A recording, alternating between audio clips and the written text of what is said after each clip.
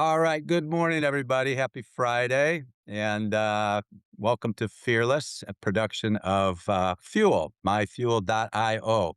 Check out the website if you haven't already. It's one of the fastest growing e-learning platforms on the planet. And we've even got now some of the instructors AI bots. If you haven't checked out our AI bots, my bot happens to be downloaded with 40 years of my body of work, the 20 books I've written, hundreds of articles, hundreds of interviews, all loaded into this AI bot, accessible 24/7.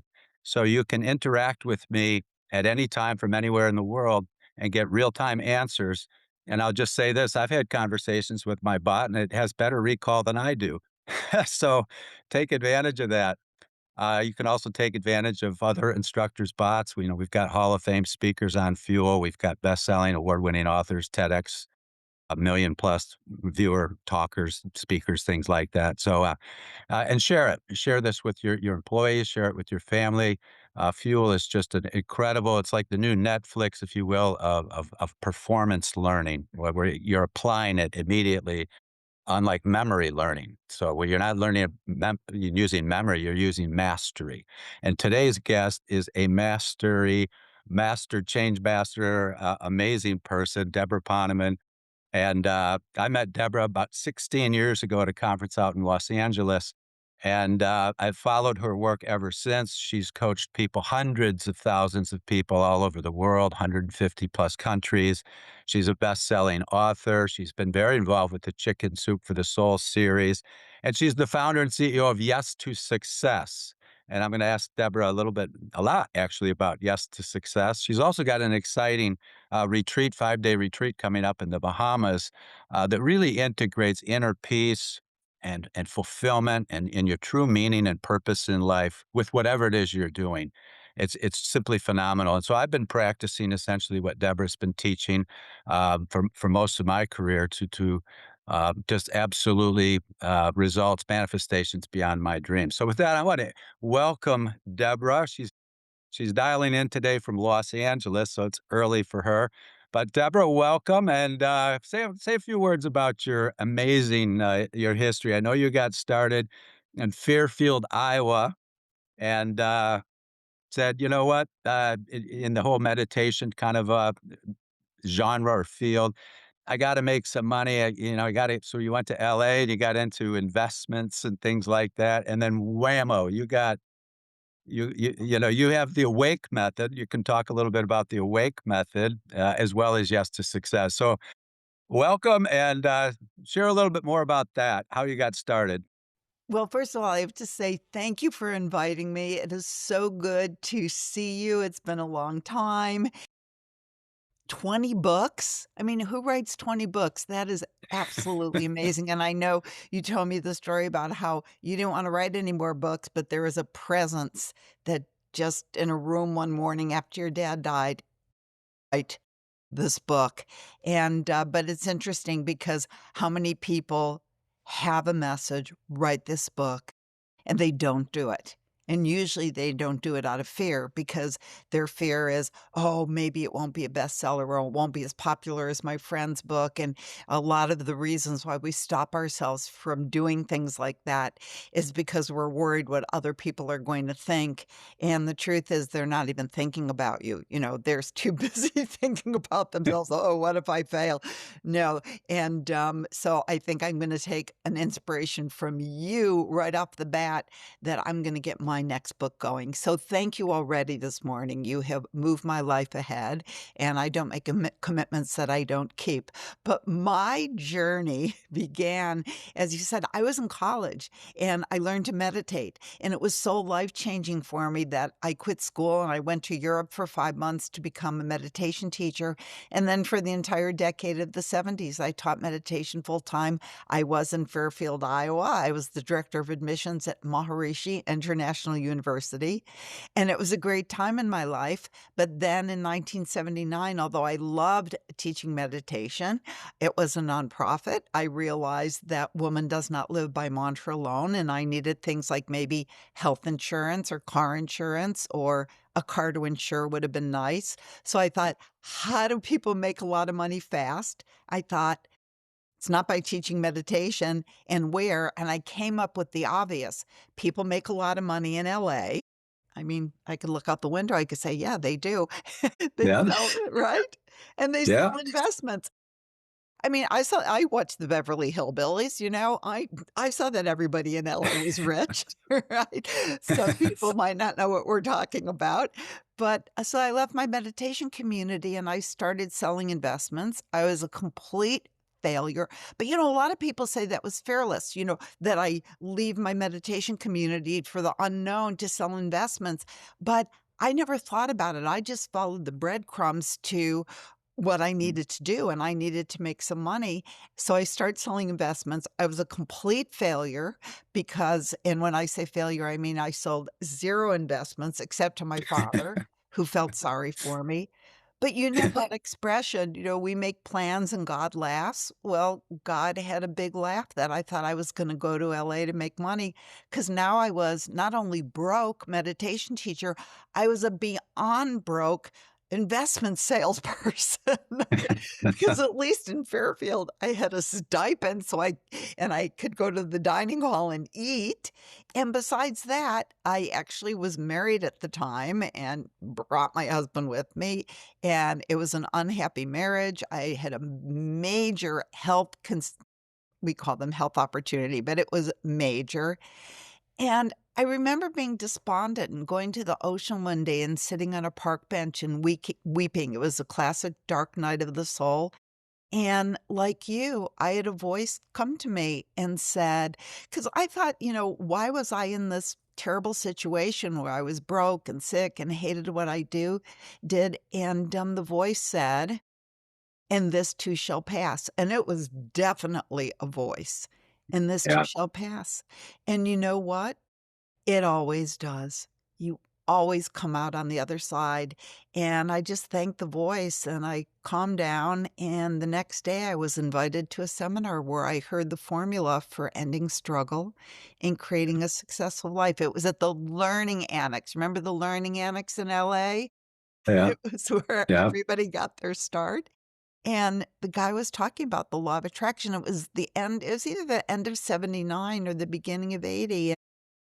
I mean, now the law of attraction is like a household concept, but he said that we're like tuning forks, and however we vibrate, we attract that to us. And if we are always talking about how we're broke and we'll never find our soulmate and we'll never find our ideal career and whatever, I don't even know what people say, but if that's how you vibrate, that's what you're going to attract. And I just thought this is the most powerful information that people need, and I started studying. I realized the great masters all said the same thing, Napoleon Hill and Wallace Wattles and Florence Scovel Shinn. So, I started Yeah. a company, and that was 46 years ago. Yeah, isn't that amazing? Yeah, my company turns 38 this year, and I have done a number of shows on the law of attraction and just karmic law. What goes around comes around.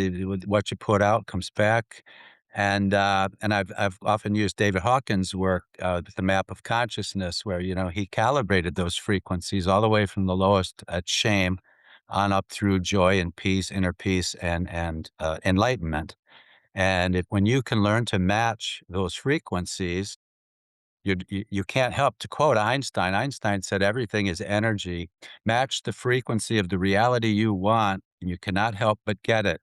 It can be no other way. This is not philosophy. This is physics." Albert Einstein.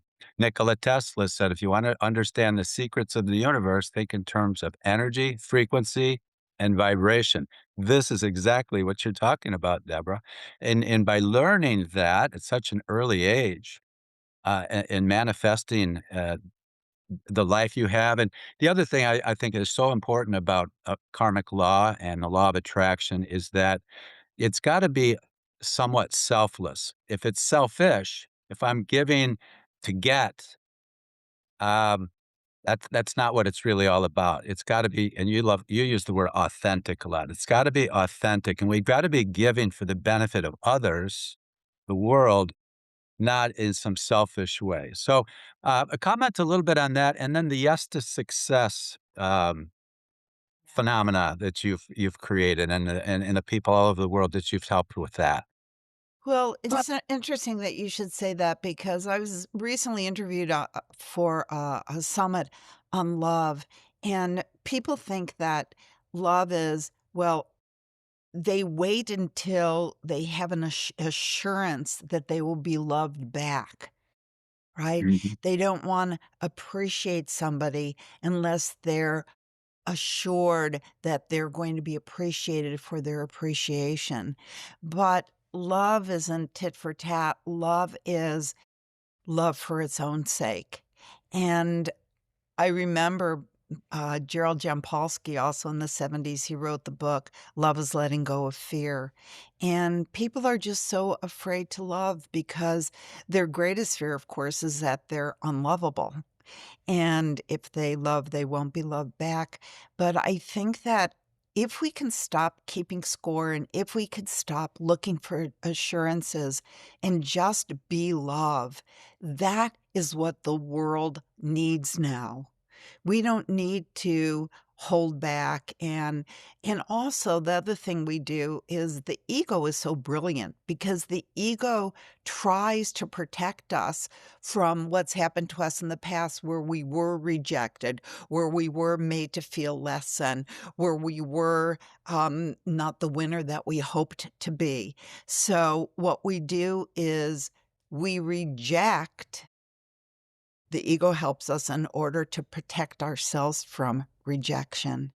But I'll tell you something. So, you like somebody, but you don't think they're gonna like you back, so you think, "Well, they're a jerk anyway. Did you see that Instagram post? They're clueless," right? And Yeah. so but if we could only just be love and give love for its own sake, not because we want something in return and not because we there's an end game. If we could just that's all the planet needs right now. It's kinda like in your business. Like, people don't wanna start writing their book until they could somehow be assured that it's gonna be a bestseller. Ain't gonna happen. You have to do the work in order for it to become a bestseller. But what we want is assurances. There are no assurances on planet Earth. So back to love. Just give Yeah. love because that's the end game in itself.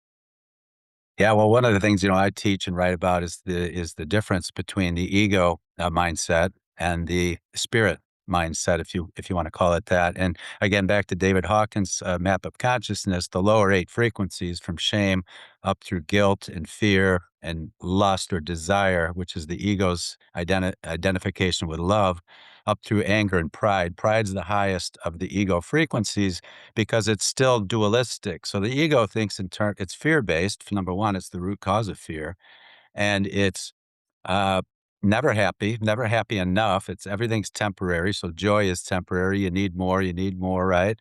And when you cross that next frequency, the ninth frequency, courage, I call it the bridge of courage into the spiritual realm, and you're letting go of ego. It's a tool that you use as a human, but it's not you. So we're tricked because a lot of times, the mind is controlling us rather than our higher self, capital S, controlling the mind. So the mind is telling us to be afraid. You should be afraid of this. You should, right? You've heard that 100 times, thousands of times. When we get beyond that, we get into unconditional love, which is exactly what you're talking about. The ego's idea of love is, well, I fell in love and then I fell out of love, or I love this, but I hate that. It's all duality, right? Where unconditional love is precisely what you're talking about. It's loving for no reason, to quote Marcy's one of her books, wasn't it? Love for no reason. And it's just giving and giving and giving, and again, with law of attraction, the more you give, the more you receive to give. And I describe a person's purpose in life as pretty simple. It's to give away what you've been given. And so we all have been given blessed with talents, with certain characteristics. And when we learn to give those away, how do we feel? We feel amazing, right? And by giving those away, we attract more in, And you've talked about this too, living in LA and the Beverly Hills. I'm in Palm Beach, Florida. There's billionaires up and down the ocean here, and everything. People who look at that with a negative perspective are actually blocking their own abundance, their own manifestation of abundance, because they've got that. It's like having a force field, just this resistance. Talk a little bit about that, because I know you've figured out. The other thing I want to ask you too is you've got this conference coming up, this retreat in the Bahamas, later in May, and you say it's beyond the law of attraction, aligning with natural law. I wanna hear you talk a little bit about that too. Yeah, well, one thing I would just wanna say, because you mentioned Marcy Shimoff, I just wanna tell you that one of the things that I always teach is, about treating everybody as the most important person in the world if you wanna get ahead in life, because usually, what happens is that you're at some maybe social event or business event, and you're talking to somebody and pouring your heart out to them, and they're, like, looking around the room, to see if there's somebody more important to talk to. Has that ever happened to you? Anybody? Yep. Right? And, I remember when I gave one of my very first Yes to Success seminars back in 1980, and this cute little college student came bouncing up to me saying, "I wanna work for you, I wanna work for you." And I gave her my full attention. I didn't think, "What could this little college student do for me?" And I listened to her, and she had some great ideas, and, I said, "Aren't you in college?" She said, "I'm gonna quit, I'm gonna quit."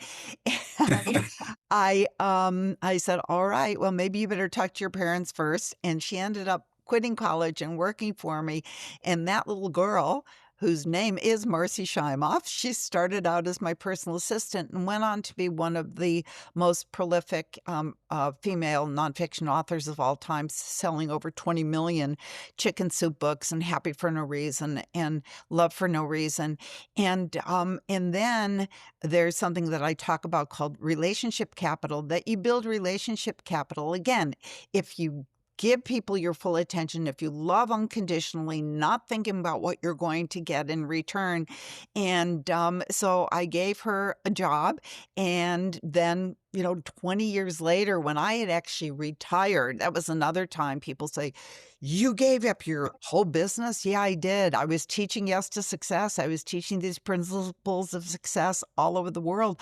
But what I taught people is to follow your heart. And if there's ever a decision to be made, very simple, basic law of attraction and success principles, move from your head to your heart, make your decisions from that place of your heart space. And when my daughter was born, my heart space said, "Give up your career." Even though I was about to have my own daytime TV talk show, my Yes to Success book was in the hands of a big New York publisher, and I gave it all up because I followed my heart. But the truth is that everybody was put on earth for a purpose. And your purpose, I mean, you said this before, you're given certain skills, you're given certain inclinations and talents.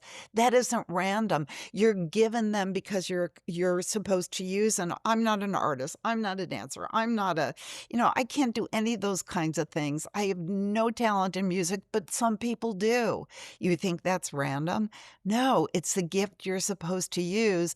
And my gift was speaking, my gift, like you, writing.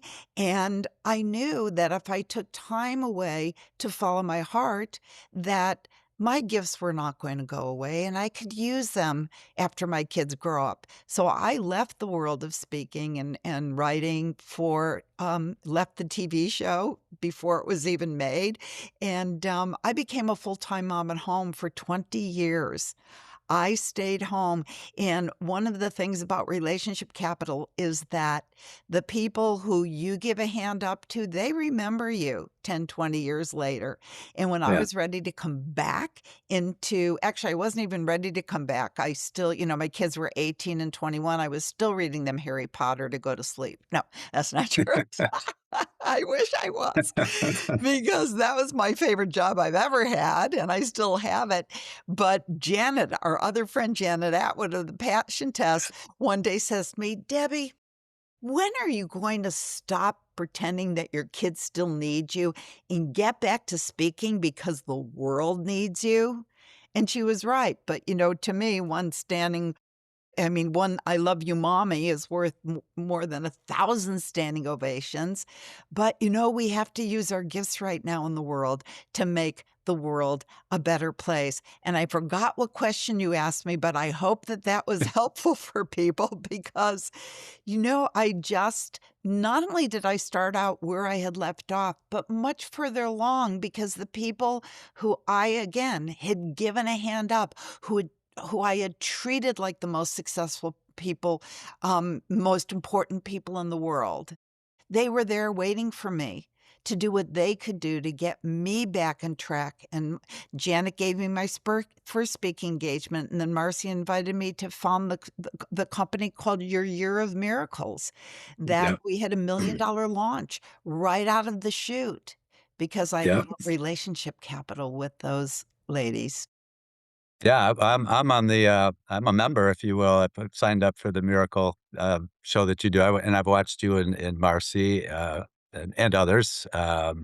Is it Lisa Garr, I think, is part of that, or, Lisa uh Carr, Sue yeah, Morter, yeah, Mike Dooley, but I'll tell you, speaking of fear, I just wanna tell you this one thing that after about 5 years of teaching Your Year of Miracles with Marcy, and we had a blast and we loved each other. One morning, I just woke up and I realized I gotta go back to teaching Yes to Success.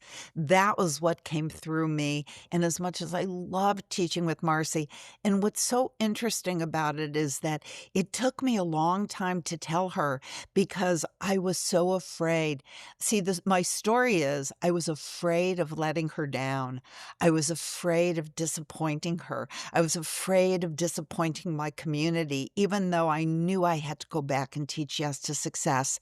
But first of all, if you're not scaring yourself every day, you're not thinking big enough. You know that. yeah. And something my friend Mary Pat Knight of Leaders Inspired said that when your comfort zone is this big, like a small circle, and and you do something outside that small circle, which is your comfort zone, and you realize it wasn't a big deal, then your comfort zone is a bigger circle. And then you do something outside, then it's bigger and it's bigger and it's bigger. And so I was afraid to tell Marcy that I wanted to leave Your Year of Miracles, and I realized it wasn't because I was afraid of hurting her. I was afraid of her reaction and that I would feel contracted myself. And that is the same reason why people don't move on in their lives. It's not so much that they don't want to hurt somebody else, but it's that they don't want to be hurt themselves. And so I had to buck up and I had to do it. But again, I had to move on because I'm a creative and I wanted to create, my own thing with the Yes to Success.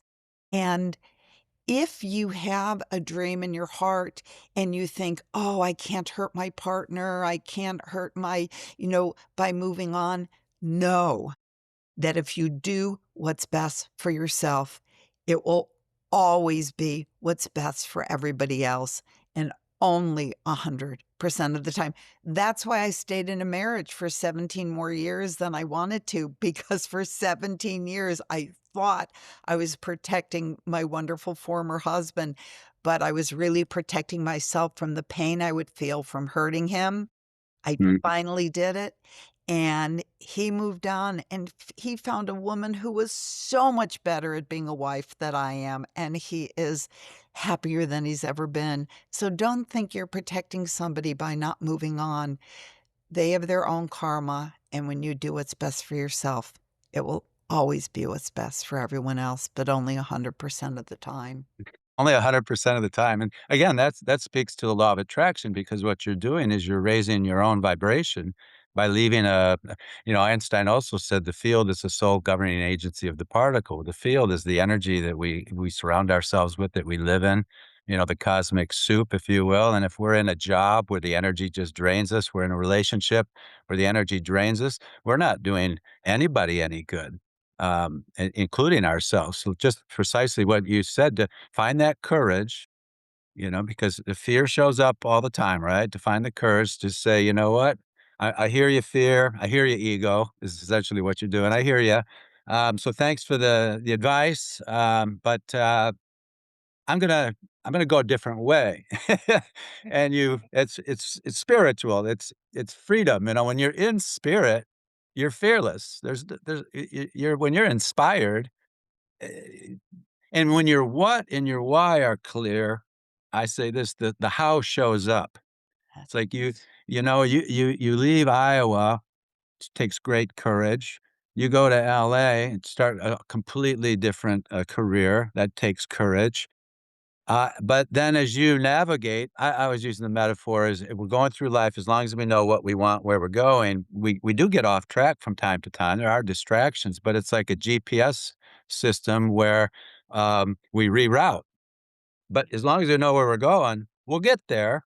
We just might have to make a few adjustments along the way. You're clearly an example of that, Deborah, where you've made adjustments, and I absolutely love, how you talk about, stepping away from yes to success in your career, very very successful career, to raise, Deanna and Daniel, right? Aren't the name? Yep, yep, and to raise them and make that your what and your why, and then, your how continues to change a little bit. I say this, when I started my company and wrote a business plan in 1988, I didn't write anything about, the Fearless podcast. I never wrote anything about an AI bot.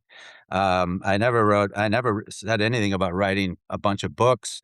In other words, the business plan, how could I possibly write these things when they didn't exist? No Google, no internet, no cell phones. I'm literally reading books like you were. I read a book about how to write a book. That's how I got started. I'm not making that up. And then, I wrote the first book, and someone said, "You should write an allegory, a story, to tell the story. You tell a lot of interesting stories." So I read an allegory or 2, including some of Ken Blanchard's work to learn how to write an allegory. Wrote an allegory that ended up making national newspapers, and Ken Blanchard's, endorsed it, so to speak. And then that carried on and on and on, and you actually endorsed my last book, Miracle Minded Manager, with a beautiful endorsement, which was an allegory about how to apply A Course in Miracles in business, which is pretty radical, right? Had to get through some fear to do that because you're essentially putting your reputation on the line when you write something that far out there, if you will. And Zentrepreneur, you endorse that. Uh, and one thing in Zentrepreneur that I love, reminded me of it. There's a chapter called Yeah, But, the Yeah, Buts. And these are all the people that say, "Yeah, but, you're not ready for that. Yeah, but you should stay in school. Yeah, but, you can't make any money as an artist or a musician. Yeah, but," right? And, you've certainly busted through the yeah buts to get where you are. So I did ask you about aligning with natural law beyond law of attraction. So comment on that a little bit. Tell us about this 5-day retreat, and then we'll wrap this up with a couple of final takeaways. Well, for many, many years, I, of course, taught the law of attraction, and the law of attraction is absolutely true. We talked about it already. If you're vibrating negativity, you are going to attract negativity. It's just a law of physics. And as you said, Einstein said there's no other way. But one day, and this is the truth, it was my former husband, who's still one of my absolutely best friends. He woke up one morning, he called me, he said, "I just thought of something. It's not the law of attraction. It's the attraction of law." I said, "What do you mean?" And he said, "Well, there's a natural law in the universe, and it's the same law that causes an apple seed to become an apple tree laden with apples. It's the same law that breathes you. It's the same law that keeps the planets in motion. And if we could just align with natural law, if we could just attract natural law in our own lives, then our lives will be much easier than if we try to use the law of attraction by, for example, I mean, people visualize, I will be rich, I will be rich, I will be on Oprah. I remember Byron Katie. I was with Byron Katie Yeah. one time, and one woman said, she was saying that she doesn't really endorse the law of attraction. And then a woman said, "Well, I have a friend who visualized that she was going to be on Oprah, and she was." And Byron Katie goes, "Honey, I have about 10,000 friends who visualized they were gonna be on Oprah." And then so I love this idea that there is this natural law, but what happens is that if we listen to that voice like you did with your, book in what year was it, 2002 or Two 2004? 2009, actually, 2009, 2010. 2009, after your dad went to heaven. You know, if you listen to your intuition, if you listen to that voice, that is the voice, your voice of your intuition is speaking to you. Turn right here, turn left here. And the other thing, in order to follow the natural law and to attract natural law, you really do have to follow your bliss, follow your happiness. Don't let anybody tell you not to follow your happiness. And if you have an obstruction, if you have a obstacle or a roadblock, you always say thank you to the God of your understanding because it is just there so that you will course correct. Because even if you're moving fast, if you're going in the wrong direction, if you have an obstacle, it's such a blessing because you stop, you breathe, you reevaluate, and you have to course correct. So all of those obstacles are absolute gifts. And if we say thank you, I'll just tell you one thing. When you ask the creator for something, I really want this, I really want this, the creator is only going to give you one of three answers. One is, here it is. The second is, be patient. It's on its way. Just be patient. And the third is, I love you too much to give you that. There's something better on its way. So, what we do in the attraction of law is we're patient and we know that there is an intelligence in the universe that has a 36,000-foot view.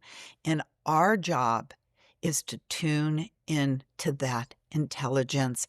And in the Bahamas, on May 27th to June 1st, I'm going to be teaching a course called The Attraction of Law. And I'm going to teach people how to tune in to those laws of the universe so that just like the apple seed becomes a tree laden with apples effortlessly, we can effortlessly have the fulfillment of all our desires. And that's what I'll be teaching, besides the fact that there's yoga every day and there's a turquoise waters and white sand and lots of cool people and delicious vegetarian food. And I hope you all come and join me. And for anybody who's interested in that, just go to Deborah's website, and I know you can find Deborah on LinkedIn, and Facebook and social media, and seriously, take a good look at this retreat. It's awesome. Deborah, what you're talking about in one word, I use the word flow. I read from the Tao Te Ching every morning, which translates essentially into the great way, the great current, the flow. And those four steps of inner peace in the book Beyond Doubt, which is now also a Fuel course, incidentally, for listeners. You can take Beyond Doubt through the Fuel platform. But the four steps are let be, let go, let see, and let flow. And it's not a linear thing. It's iterative, meaning that the more you practice it in everyday situations, if you turn it this way, the more you ascend in terms of consciousness. And so let be, what does that mean? Be present, be aware, be awake, to use your awake term. Um, uh, Stop judging and just contemplate and be mindful of how you feel.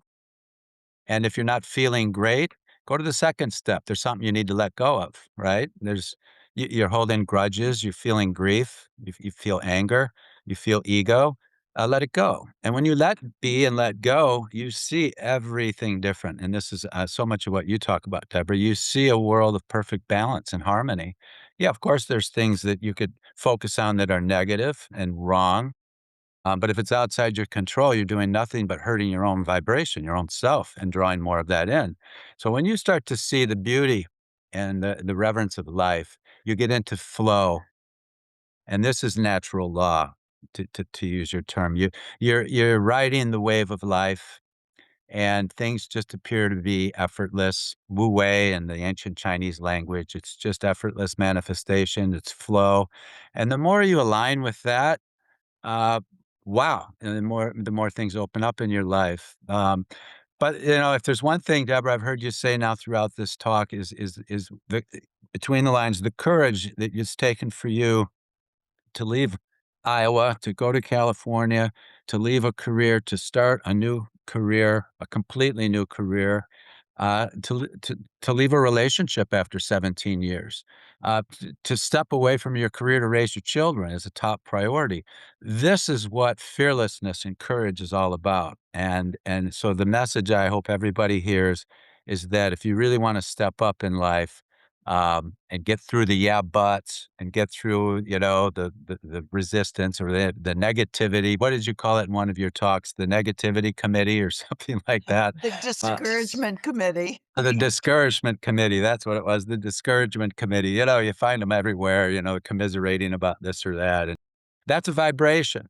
And when you can learn to it's like for me, that's like listening to music that I just don't like. No matter how hard I try to like this particular kind of music, you just don't like it. I like a different frequency. And that's the same thing with people. It's the same thing with jobs. David Hawkins said this everything has a frequency: books, songs, birds, apple trees. And I love the metaphor of the apple tree because one seed can grow an apple tree, which can grow more apples with more seeds. And that's natural law, right? So, Deborah, thank you so much. How can people reach you and sign up for your retreat or just simply connect with you? Well, the best way is just to go to my website, which is my name, deborahponeman.com. I teach so many courses. I teach a course on how to turn back the hands of time and slow, stop, and reverse aging. It's called Ageless. I teach a course called Awake on how to become more awake. I even teach an effective communications course on how to hit a home run from the stage and the Zoom stage and tell a kick butt story. And it's all there at, deborahponeman.com. Thanks for asking. Yeah, I encourage everybody, please check out Deborah's website and what she's teaching. Deborah, love to get you back on Fearless sometime. And the aging in particular gets my attention. I recently had my internal age tested, um, and I'll be 66 in May. I came in at 33. So, we have a lot to talk about on that because I do a lot of things that most people have never heard of, from electroceuticals to, cold plunges, infrared light, things like that, neurofeedback, and it's amazing what it can do for a person, Well, I just have and to tell you, yeah. I am almost 10 years older than you, so And you look I teach fantastic. people how to slow, stop, and reverse aging. You look fantastic, by the way. And yes, there are natural ways to slow, stop, and reverse the aging process without having to turn to things like pharmaceuticals that have a gazillion side effects. And yeah, John, we got to tell people about those Yeah. things because you could live and feel fabulous into your hundreds if you do the right things. Right, yeah, and so plenty to talk about. Deborah, we could talk all day. I just Okay. absolutely love what you have to share. So thank you again so much. Tune in next Friday. I'll be actually hosting the show myself next Friday on my journey through fear. And then the following week, we've got one of the top speakers in the country, Ross Bernstein. And later in the month, we've got Brian Biro, America's breakthrough speaker, and then Penny Zenker, a fuel instructor, and she goes by Focusologist, helping people really draw in their focus. So some great, and if you go back to the replays, last week I had Gary Garfield, former chairman and CEO of Bridgestone Americas company, 55,000 employees, $10 billion company that he turned around and in 6 years took it from close to dying to a 500% profit increase and one of the top performing companies in the enterprise. That was Gary last week with some great tips because 2 weeks before he was invited to be CEO, he found out he had to have open heart surgery. And Gary's funny because he said, I never even took a business course. I never even ran a lemonade stand. He was their chief counsel. He was a lawyer, and he's running a huge business. Before that, I had Mark Tabbitt, a very successful wealth management expert, entrepreneur. Lost his home completely, his whole neighborhood in the Palisades fire. talked about that. Before that, Renee Godefroy, who grew up in Haiti with no water, no electricity, and at 21 made it to the States and is now a global keynote speaker on motivation. So, some great past episodes. I invite you to share. We're trying through Fearless, we're trying to get word out to the world to help, as Deborah put it, just lead with more grace and confidence and inner power and sustainable authenticity, which not just a part-time temporary thing. It's just who we are. We're giving, um, what was it? Ralph Waldo Emerson said, "What you say, or what you are thunder so loudly over my head, I cannot hear what you say to the contrary." So think very carefully about who are you and what are you really capable of, and step through fear to get that done. The world needs it. So with that, thank you, everybody. God bless you, and we'll see you next week on Fearless. Deborah, we'll talk more offline. God bless you. Thank you.